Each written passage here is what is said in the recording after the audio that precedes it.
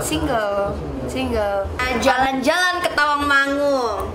Jangan lupa beli duku. Kalau kalian sayang padaku, tinggal bilang I love you.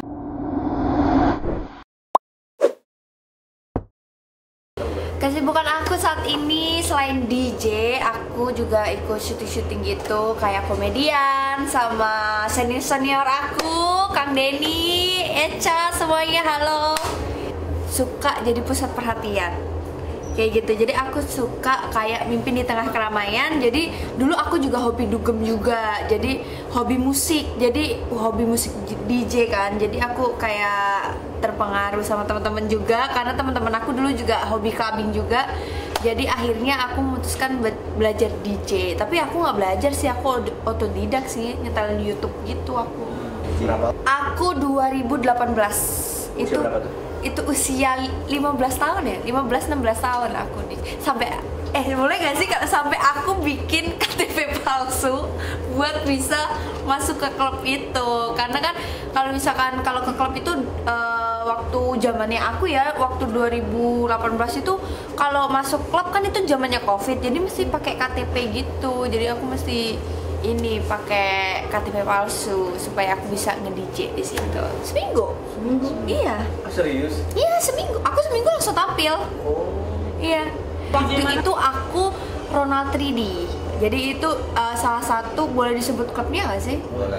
Di Drong Kemang. Aku di situ. Itu pertama kali aku bandel clubbing di situ tuh tempatnya kayak gitu. Jadi DJ pun awalnya mulai tampil di situ juga.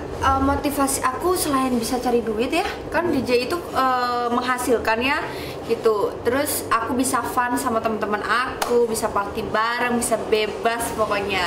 Pokoknya bisa jadi diri sendiri lah. Karir nggak ngaruh sih.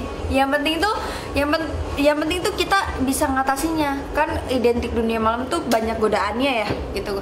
Kalau misalkan selagi masih jalan bener, itu is okay sih, no problem. Ya udah pernah keluar negeri. Kemana kemarin jauh? Aku di Kambodia. Kambodia. Ya. Gimana respon di sana? Penonton apa? Soalnya di sana tuh banyak teman-teman aku excited banget. Terus teman-teman aku juga pada kerja di sana semua kan. Jadi pas aku ke Kambodia itu banyak banget. Kebetulan teman-teman aku tuh pada support banget aku. Terima kasih buat teman-teman aku.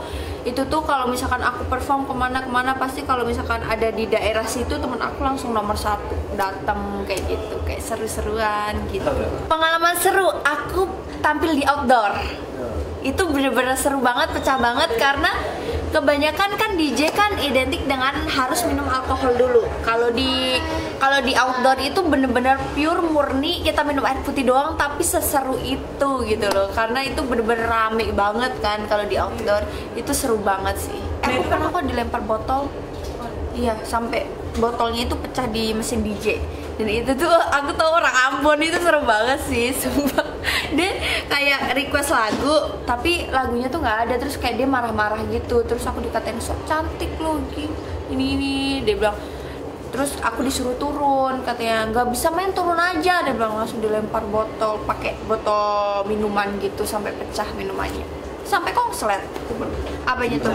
Dapatannya. Oh, lumayan sih. Kalau buat sekarang lumayan, tapi kalau buat dulu kan beda ya.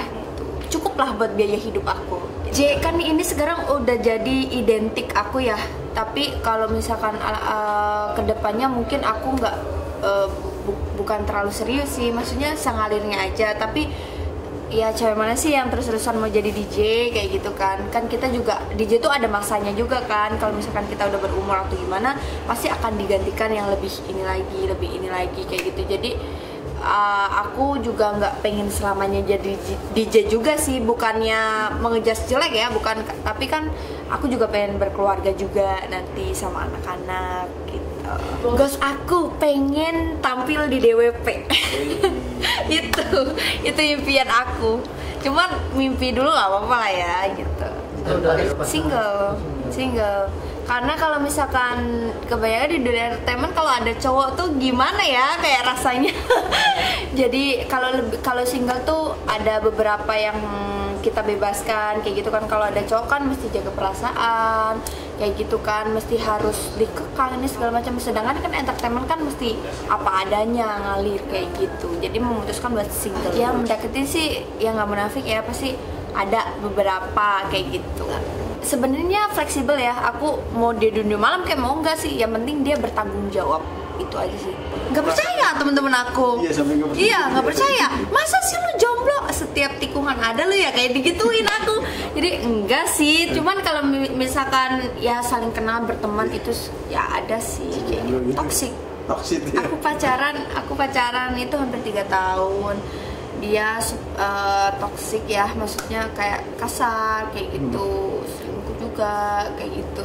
Terus dulu begonya aku yang bikin dia kayak gitu tapi sekarang itu buat pelajaran aku sih. Kalau nggak ada dia, aku nggak bakal bisa jadi sekarang kayak gitu. Itu buat ngelatih mental aku juga gitu. Malah aku juga berterima kasih kok sama dia udah ngajarin aku jadi lebih kuat lagi gitu.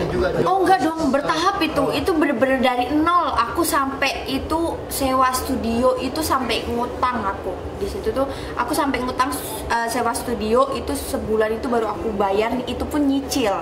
Tapi aku berterima kasih sih sama orang studio aku yang aku bener-bener fokusin itu. Ya aku mulai naiknya itu aku dipanggil lah di program YouTube namanya itu Mata Lalaki. Nah dari situ aku nggak tahu, bener-bener kayak Tuhan tuh kasih tahu jalan gitu kan. Ternyata tiba-tiba boom nama aku di situ di YouTube itu. Akhirnya aku langsung dikontrak jadi residen tiba-tiba di situ. Betul, iya. Oh enggak.